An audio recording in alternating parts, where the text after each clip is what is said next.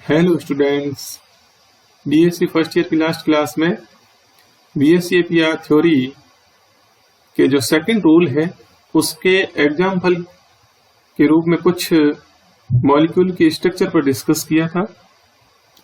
आज की क्लास में मैं नेक्स्ट जो 3 रूल है उनके ऊपर डिस्कस करूंगा और साथ में बीएससी एपीआर थ्योरी की लिमिटेशन यानी कि सीमाओं पर डिस्कस करूंगा। तो शुरू करते हैं। बीएससी एपीआर थ्योरी का जो 3rd रूल है, इस नियम के अनुसार केंद्रीय परमाणु से बंधित परमाणुओं की विद्युत ऋणता बढ़ने पर बंध कोण का मान कम हो जाता है। इसका मतलब यह है कि कोई मॉलिक्यूल है, उसके केंद्रीय परमाणु से जो बंधित यानी जुड़े हुए बॉन्डेड जो एटम है उनकी इलेक्ट्रोनेगेटिविटी यानी विद्युत ऋणता बढ़ने पर बंध कोण का मान है वो घटता है, कम होता है। अब इस नियम को समझने के लिए यहाँ पे कुछ एग्जाम्पल के द्वारा समझेंगे और इसके लिए फास्फोरस तथा आर्सेनिक के हैलाइडों का उदाहरण लेते हैं। आयोडीन से फ्लोरीन तक विद्युत ऋणता का मान बढ़ता है, यानी अपन पीरियोडिक टेबल के अंदर वर्ग 17 की बात करें तो जो हैलोजन है उनमें ऊपर से तो फ्लोरीन से लेकर नीचे आयोडीन तक विद्युत ऋणता के मान घटते हैं, या फिर बात करें आयोडीन यानी नीचे से लेकर के ऊपर यानी फ्लोरीन तक विद्युत ऋणता का मान बढ़ता है, जिससे उक्त तत्वों के जो हैलाइड हैं उन हैलाइडों के बंध कोण कम होता जाता है। जैसे यहाँ पे देख रहे हैं, ये फास्फोरस का आयोडाइड है और ये यहाँ पे फास्फोरस का ब्रोमाइड, फिर क्लोराइड और ये फ्लोराइड।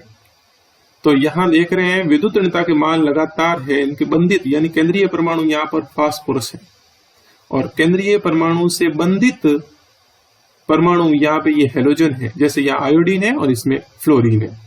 तो बंधित परमाणुओं की विद्युत ऋणता बढ़ने के साथ साथ बंध कोण कम होता है। तो विद्युत ऋणता लगातार बढ़ रही है, आयोडीन की तुलना में ब्रोमीन की ज्यादा, ब्रोमीन की तुलना में क्लोरीन की ज्यादा, क्लोरीन की तुलना में फ्लोरीन की ज्यादा। तो विद्युत ऋणता बढ़ने के साथ साथ में इनके बंध कोण है वो कम होते हैं। इसी प्रकार यहाँ पे बात करें इनकी, तो आर्सेनिक के जो हैलाइड है तो इसमें भी वही आयोडीन की विद्युत ऋणता सबसे कम है, इसी प्रकार ब्रोमीन की जो है विद्युत ऋणता वो उससे ज्यादा, क्लोरीन की उससे ज्यादा है, यानी विद्युत ऋणता के मान बढ़ रहे हैं। केंद्रीय परमाणु आर्सेनिक और इससे बंधित यहाँ पे जो हैलोजन है उनके विद्युत ऋणता के मान बढ़ रहे हैं और इसके साथ साथ बंध कोण दिख रहे हैं आपको लगातार घट रहे हैं। जैसे यहाँ पे 101 डिग्री का है और फिर 100.5 डिग्री का और ये 98.4 डिग्री का। ये कैसे होता है? तो यहाँ पर इसके लिए इस प्रकार से ये इसका सेंट्रल एटम है माना कि, और इससे सेंट्रल एटम से जुड़े हुए यहां पे ये 3 जो परमाणु हैं ये बना दिए। अब यहां और यहां पे लोन पेयर होगा, फास्फोरस के ऊपर एक लोन पेयर रहता है, इसी प्रकार यहाँ पे आर्सेनिक के ऊपर भी लोन पेयर रहता है। ये वही नाइट्रोजन फैमिली के हैं। तो जैसे NH3 मॉलिक्यूल के अंदर जिस प्रकार यहाँ पे NH3 है उसमें संकरण sp3 होता है, इनमें भी sp3 संकरण होता है और उसमें नाइट्रोजन के ऊपर लोन पेयर है। इसमें भी माना कि सेंट्रल एटम यहाँ पे फास्फोरस हो या आर्सेनिक हो, इसके ऊपर लोन पेयर उपस्थित रहता है। अब इससे जुड़े हुए यहाँ पे एग्जाम्पल के रूप में यहाँ लेते हैं, जैसे इस फास्फोरस का आयोडाइड है और ये फ्लोराइड है। पहले यहाँ पे उदाहरण के रूप में यहाँ पे आयोडाइड का लेते हैं। तो यहाँ पर ये आयोडीन जुड़ा हुआ है, ये भी आयोडीन जुड़ा हुआ है और ये भी आयोडीन जुड़ा हुआ है। अब यहाँ पर ये फास्फोरस और एक कंडीशन तो है यहाँ आयोडीन, और आयोडीन की विद्युत ऋणता कम है, और दूसरी कंडीशन में जो दूसरा ये लास्ट वाला अपन देख रहे हैं फ्लोराइड, यानी कि यहाँ उसके अंदर मॉलिक्यूल के अंदर यहाँ आयोडीन की जगह यहाँ पर होगा फ्लोरीन होगा और यहाँ पे फ्लोरीन होगा,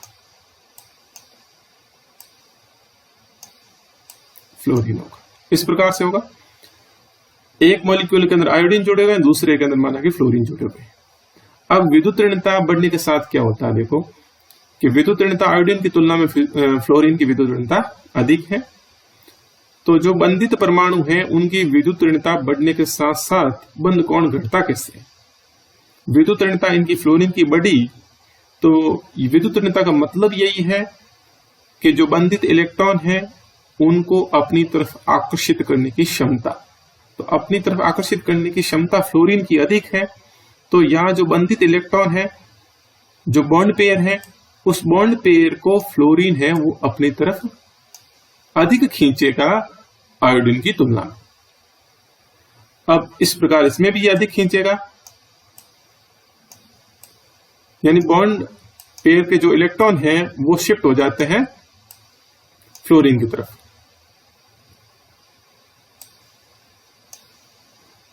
तो यहां पर जैसे पहली कंडीशन में बता रहा हूं आयोडीन वाली, तो आयोडीन के अंदर यहां पे जैसे यहां बॉन्ड पेयर के इलेक्ट्रॉन है वो यहां उपस्थित है, ये यहां उपस्थित है, और इसमें आयोडीन के अंदर बॉन्ड पेयर के इलेक्ट्रॉन है वो माना कि यहां कोई उपस्थित है, एक एग्जाम्पल के रूप में। और इस कंडीशन में इनके बीच का जो रिपल्सन है, ये वाला बीच का रिपल्सन है, बॉन्ड पेयर का रिपल्सन है। जब पास होंगे ये बॉन्ड पेयर और ये बॉन्ड पेयर जब एक दूसरे के पास होंगे तो उनमें रिपल्सन अधिक होगा, और रिपल्सन अधिक होगा, प्रतिकर्षण अधिक होगा, तो ये बॉन्ड एंगल है वो अधिक रहेगा। और जैसे ही फ्लोरीन आ गया तो फ्लोरीन ने क्या किया, इन इलेक्ट्रॉनों को अपनी तरफ शिफ्ट कर दिया। ये जो बॉन्ड पेयर के इलेक्ट्रॉन है ये इधर शिफ्ट हो गए, इसकी विद्युत ऋणता अधिक है, तो ये माना कि इस साइड में यहां पे आ गए, यहां पे आ गए, और यहां अपनी तरफ शिफ्ट होकर के थोड़े आगे आ गए। तो ये जो है इनके बीच की डिस्टेंस है वो अधिक हुई, और इनके बीच की बॉन्ड पेयर के बीच की डिस्टेंस अधिक है तो बीच का प्रतिकर्षण कम हो जाएगा, और बीच का रिपल्सन कम होगा तो ये बॉन्ड एंगल है वो कम हो जाएगा। तो यही कारण है कि फ्लोरीन वाला जो है जिसकी विद्युत ऋणता बंधित परमाणु की विद्युत ऋणता अधिक है तो उसका बॉन्ड एंगल कम हो जाता है, यानी कि केंद्रीय परमाणु पर इलेक्ट्रॉनों का जो घनत्व है वो कम होता है, क्योंकि यहाँ पे फ्लोरीन है उसकी विद्युत ऋणता अधिक है, वो अपनी तरफ इलेक्ट्रॉनों को अधिक आकर्षित करेगा। यही आगे यहाँ पे दे रखा है कि बंधित परमाणु की विद्युत ऋणता जितनी अधिक होगी केंद्रीय परमाणु के निकट इलेक्ट्रॉन घनत्व उतना ही कम होगा, और केंद्रीय परमाणु पर इलेक्ट्रॉन घनत्व जितना कम होगा जिससे बंधों के मध्य कम प्रतिकर्षण होगा तथा बंध कोण का मान भी कम होगा। तो इस प्रकार यहाँ पे जो थर्ड रूल है वो कहता है कि केंद्रीय परमाणु से जो बंधित परमाणु है उनकी विद्युत ऋणता बढ़ने पर बंध कोण का मान घटता है।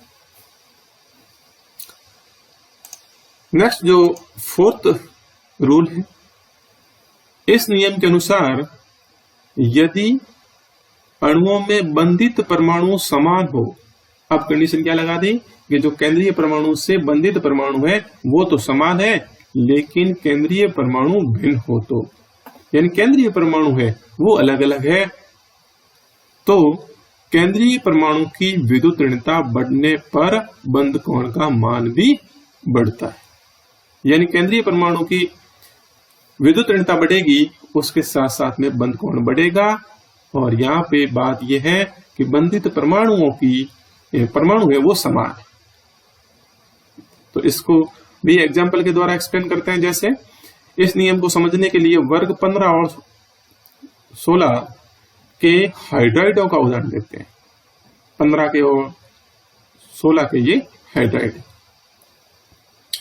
इन वर्गों में ऊपर से नीचे विद्युत ऋणता का मान कम होता है, यानी इस वर्ग के अंदर जो तत्व है उनकी विद्युत ऋणता की बात करें तो ऊपर से नीचे एक ही वर्ग में विद्युत ऋणता का मान कम होता है। अतः इनके हाइड्राइडों के बंध कोण भी इस दिशा में कम होते हैं, यानी कि ऊपर से नीचे आएंगे तो इन तत्वों के जो हाइड्राइड है उनके बंध कोण के मान भी कम होंगे, यानी विद्युत ऋणता कम हुई तो बंध कोण भी कम, विद्युत ऋणता अधिक तो बंध कोण भी अधिक। तो जैसे यहाँ एग्जाम्पल के रूप में यहाँ अमोनिया की बात करें NH3, तो यहाँ पे NH3 हाइड्राइड नाइट्रोजन का, ये फास्फोरस का हाइड्राइड, आर्सेनिक का हाइड्राइड यानी बंधित परमाणु हैं वो इसमें, और इसमें सब के अंदर यहाँ पे हाइड्रोजन ही है। बंधित परमाणु समान है लेकिन केंद्रीय परमाणु यहाँ पे नाइट्रोजन या फास्फोरस है, यहाँ आर्सेनिक है। केंद्रीय परमाणु अलग अलग है, और यहाँ पे केंद्रीय परमाणु है वो नाइट्रोजन है जिसकी विद्युत ऋणता अधिक है, फास्फोरस की उससे कम है, और आर्सेनिक की उससे भी कम है। यानी विद्युत ऋणता कम होने पर बंध कोण के मान क्या हो रहे हैं, कम हो रहे हैं यहाँ पे। इसी प्रकार यहाँ पर जो वर्ग 16 के हाइड्राइड है H2O की बात करें जल, तो यहाँ पर भी H2O सब के अंदर ये हाइड्राइड है, यानी कि बंधित परमाणु है वो हाइड्रोजन ही है, लेकिन सेंट्रल एटम है वो ऑक्सीजन है। यहाँ पे सल्फर है, सेलेनियम है और टेल्यूरियम है। तो इसमें बंधित परमाणु समान, केंद्रीय परमाणु की विद्युत ऋणता है वो लगातार क्या हो रही है, कम हो रही है। और केंद्रीय परमाणु की विद्युत ऋणता कम होने के साथ साथ बंध कोण है वो बंध कोण के मान भी यहाँ पे कम हो रहे हैं। तो यहाँ पर भी इसी को समझने के लिए उसी प्रकार जैसे यहाँ पे एक एग्जाम्पल जो ये वाटर वाला, इसका एग्जाम्पल को एक्सप्लेन करता हूं कि यहाँ पर ये सेंट्रल एटम है वो ऑक्सीजन है, और इससे जुड़े हुए ये यहाँ पर हाइड्रोजन परमाणु, जैसे ये यहाँ पर हाइड्रोजन जुड़ा हुआ है वाटर के मॉलिक्यूल के अंदर। और दूसरे वाला जो है जिसके अंदर सेंट्रल एटम है वो टेल्यूरियम है, और इस टेल्यूरियम से जुड़े हुए ये हाइड्रोजन।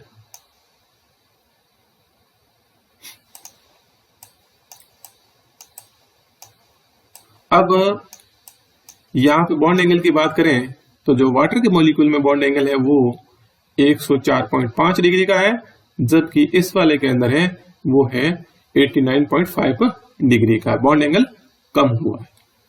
तो यहाँ पे सेंट्रल एटम है, केंद्रीय परमाणु अलग है, बाकी बंधित परमाणु समान। तो कैसे यहाँ पे बॉन्ड एंगल कम कैसे होता है, तो देखो यहाँ पे विद्युत ऋणता की बात है सब। तो विद्युत ऋणता वही कि बंधित जो इलेक्ट्रॉन है उन इलेक्ट्रॉनों को अपनी तरफ आकर्षित करने की क्षमता। तो यहाँ पर ऑक्सीजन है जब सेंट्रल एटम, तो जो बंधित इलेक्ट्रॉन है उनको अपनी तरफ शिफ्ट कर देगा। ये बंधित इलेक्ट्रॉन है माना कि इस बॉन्ड के, तो इनको क्या कर दिया, अपनी तरफ शिफ्ट कर दिया। ऑक्सीजन की विद्युत ऋणता वो हाइड्रोजन से काफी अधिक है, तो ये इलेक्ट्रॉन है वो ऑक्सीजन की तरफ शिफ्ट हो जाते हैं। लेकिन टेल्यूरियम की जो विद्युत ऋणता है वो ऑक्सीजन की तुलना में बहुत कम है। तो यहां पर टेल्यूरियम है वो बॉन्ड के इलेक्ट्रॉनों को अपनी तरफ उतना शिफ्ट नहीं कर पाता है, और इसके इलेक्ट्रॉन माना कि ये वो यहां उपस्थित है, वो इलेक्ट्रॉन यहां उपस्थित। तो यहां पर जैसे ये इलेक्ट्रॉन बॉन्ड पेयर है वो किधर, सेंट्रल एटम की तरफ शिफ्ट हुए, इन केंद्रीय परमाणु पर इलेक्ट्रॉनों का घनत्व है वो बढ़ गया है ऑक्सीजन की विद्युत ऋणता अधिक होने के। तो यहां पर ये जो इनके बीच की डिस्टेंस है, ये इस बॉन्ड पेयर और इस बॉन्ड पेयर के बीच की ये जो डिस्टेंस है वो डिस्टेंस यहां पर इस डिस्टेंस की तुलना में, ये डिस्टेंस है बॉन्ड पेयर की, इसकी तुलना में ये डिस्टेंस है वो कम है वाटर वाले मॉलिक्यूल में। तो यहां पर रिपल्सन होगा वो रिपल्सन अधिक होगा बॉन्ड पेयर का, और रिपल्सन अधिक होगा तो ये बॉन्ड एंगल है वो अधिक होगा, 104.5 डिग्री का होगा। और यहां पर ये बॉन्ड पेयर हो गया वो इस वाटर मॉलिक्यूल की तुलना में ये इधर ज्यादा है, तो यहाँ पर इनके बीच का डिस्टेंस ज्यादा है, तो प्रतिकर्षण कम होगा तो इसका बॉन्ड एंगल है वो कम होकर के 89.5 डिग्री का रह जाता है। यही कारण है यहाँ पे कि इस नियम के अनुसार जो है कि केंद्रीय परमाणु है उसकी विद्युत ऋणता बढ़ने के साथ साथ में बॉन्ड एंगल है वो भी बढ़ता है। नेक्स्ट जो फिफ्थ जो रूल है, इस नियमानुसार एकल बंधों की तुलना में बहुबंधों से संबंधित जो कोण है वो अधिक होते हैं। यानी एकल बंधों की तुलना में जो बहुबंधों के संबंधित कोण है उनका मान अधिक होता है। एग्जाम्पल के रूप में यहाँ पे COCl2 के अंदर यहाँ पर केंद्रीय परमाणु है वो कार्बन, और कार्बन का यहाँ पर संकरण है वो sp2 संकरण, और अतः दो एकल बंधों के मध्य का जो कोण है वो 108 डिग्री होता है, जबकि एकल व बहुबंध के मध्य का कोण है वो 128 डिग्री का होता है। इसमें आप देख रहे हैं स्ट्रक्चर के अंदर इसकी। तो यहाँ पर कार्बन सेंट्रल एटम और कार्बन से क्लोरीन है वो सिंगल बंध के द्वारा जुड़े हुए हैं, जबकि ऑक्सीजन है वो डबल बॉन्ड की तुलना में जुड़े हुए हैं। अब यहाँ पे एकल बंध ये और ये है बहुबंध यानी डबल बॉन्ड है, तो एकल बंध की तुलना में यहाँ एकल बंध जो है इनका बॉन्ड एंगल है वो कम, और एकल बंध और बहुबंध है वो बॉन्ड एंगल वो अधिक होता है। वही बात है यहाँ पे भी कि इलेक्ट्रॉनों के बीच का प्रतिकर्षण, यहाँ पे एक तो पाई बॉन्ड है, एक सिग्मा बॉन्ड है, दो बॉन्ड है, इलेक्ट्रॉनों का घनत्व अधिक है, तो यहाँ पर इस बॉन्ड पेयर के इस बॉन्ड की पेयर के बीच के अंदर यहाँ पर इलेक्ट्रॉनों की घनत्व अधिक होने के कारण इलेक्ट्रॉनों के बीच का ये रिपल्सन है वो प्रतिकर्षण अधिक होगा। प्रतिकर्षण अधिक होगा तो बॉन्ड एंगल वो मान बढ़ करके 120 की तुलना में 128 डिग्री का हो जाता है। होना 120 का चाहिए क्योंकि ये sp2 संकरण है, लेकिन 128 का हो जाता है, और वो यहाँ पर घट जाता है और 108 डिग्री का रह जाता है। यहाँ पर इधर बढ़ेगा तो इधर घटेगा। इस प्रकार से यहाँ पर इस नियम के अनुसार भी कि एकल बंधों की तुलना में जो बहुबंध है उससे संबंधित जो बॉन्ड एंगल है उनके मान अधिक होते हैं। इसके साथ ही ये VSEPR थ्योरी के जो रूल है 5 वो कंप्लीट होते हैं। और नेक्स्ट यहाँ पे इस सिद्धांत की सीमा यानी लिमिटेशन।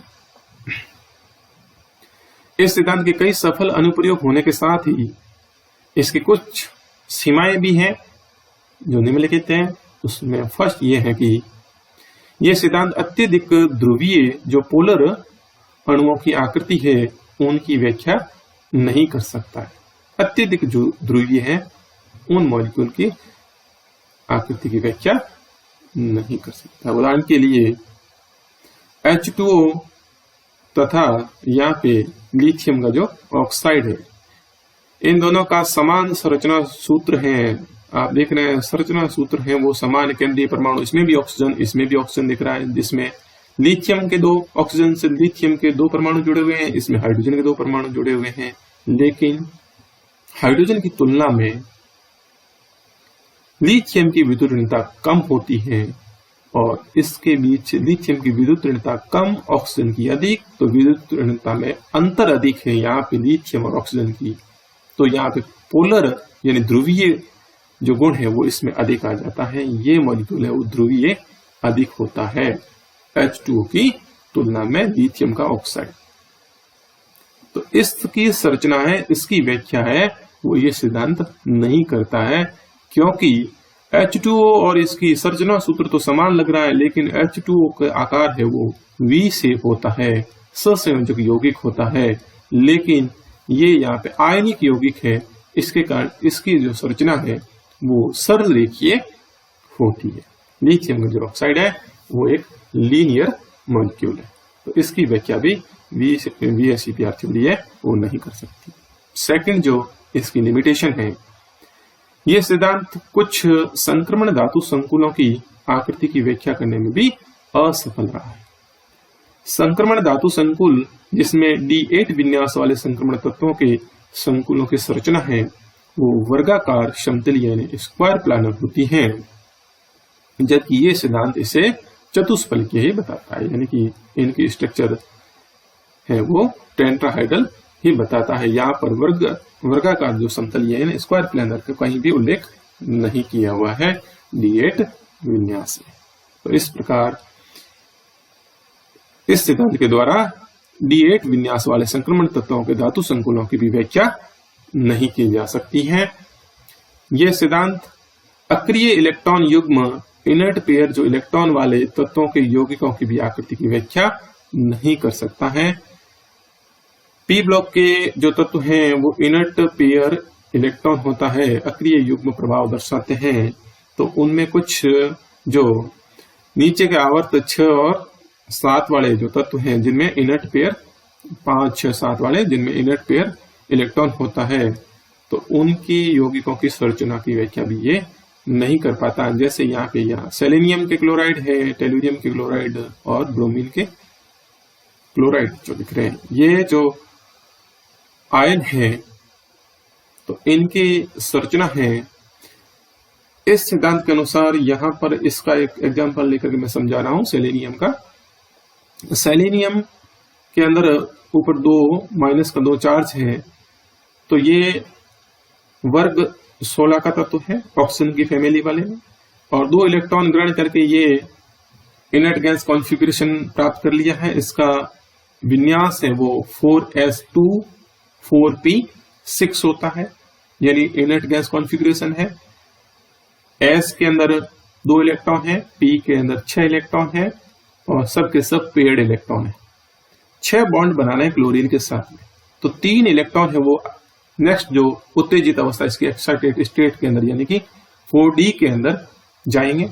तो 4d में यदि जाएंगे 3 इलेक्ट्रॉन, तो इसमें संकरण जो होगा वो sp3d3 होगा, और जब sp3d3 होगा तो इनकी संरचना है वो पेंटागोनल बाइपिरामिड पंचभुजीय द्विपिरामिडीय होनी चाहिए।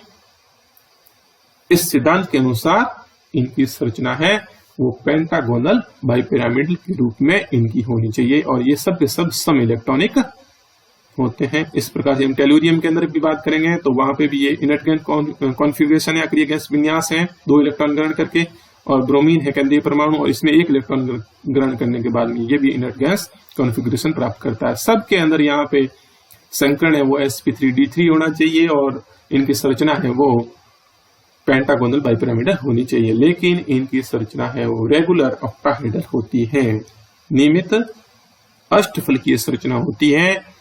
यानी कि इनकी संरचनाओं के अंदर जो इनके अंदर इनर्ट पेयर इलेक्ट्रॉन है, उस इनर्ट पेयर इलेक्ट्रॉन का कोई रोल नहीं होता है इनकी संरचना में। तो इनकी व्याख्या भी इस सिद्धांत के आधार पर नहीं की जा सकती। यह सिद्धांत विस्थानीकृत यानी डीलोकलाइज पाई इलेक्ट्रॉन युक्त अणुओं की संरचना को भी नहीं समझा सकता है। यानी ऐसे जो कंपाउंड जिनमें पाई इलेक्ट्रॉनों का विस्थानीकरण होता है, बेंजीन वगैरह, इनकी संरचना भी ये सिद्धांत नहीं समझा सकता है। इस प्रकार ये कुछ इस सिद्धांत की सीमाएं थी। इसके साथ ही VSEPR जो थ्योरी है उसके रूल और इससे संबंधित कुछ अणुओं की संरचना और साथ में इसकी सीमाएं कंप्लीट होती हैं। नेक्स्ट क्लास में नेक्स्ट थ्योरी पर डिस्कस करूंगा। Thank you.